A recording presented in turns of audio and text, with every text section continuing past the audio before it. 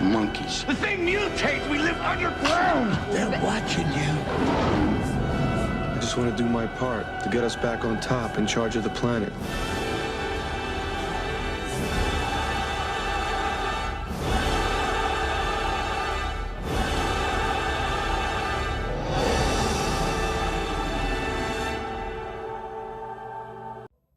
Bonjour à tous mes fidèles sujets, aujourd'hui je vais donc vous présenter le Steelbook Ultra G 4K du film L'Armée des 12 singes, 12 Monkeys en anglais.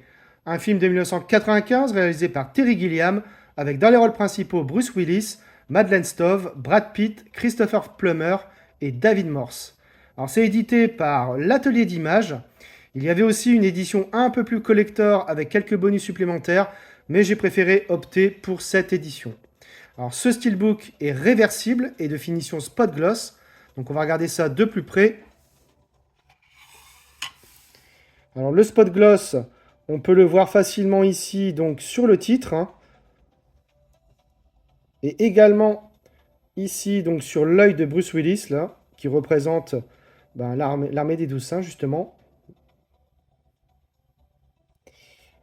Alors sinon sur ce recto, on retrouve donc l'une des affiches originales du film, avec donc le nom des acteurs ici principaux, le nom du réalisateur et le titre du film donc.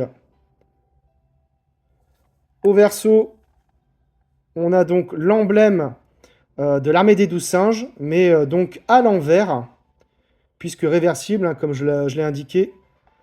Donc en fait, il y a un joli spot gloss aussi également sur l'emblème, voilà. Sur la tranche, on a vraiment plusieurs logos. Donc, l'atelier d'image ici, on a le titre du film également, le logo UGC, Blu-ray disc et 4K Ultra HD, avec aussi une petite image qui est identique donc au recto.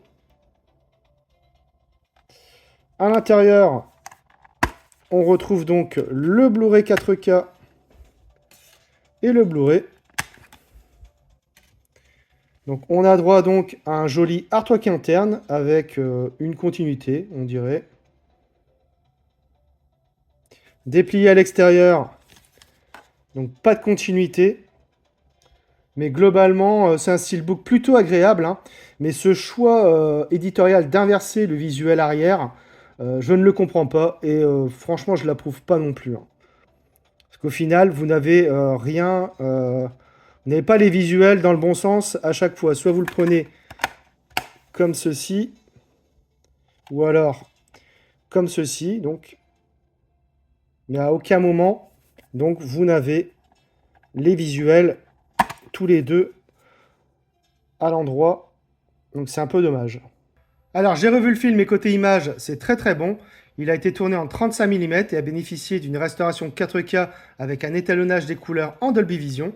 Le niveau de définition et de détail est très correct. On peut l'observer aisément sur les plans larges ou sur les visages des personnages. Le grain, qui reste un choix artistique du réalisateur, est vraiment mieux géré en comparaison de l'ancien Blu-ray. Il est plus stable et respire mieux à l'écran.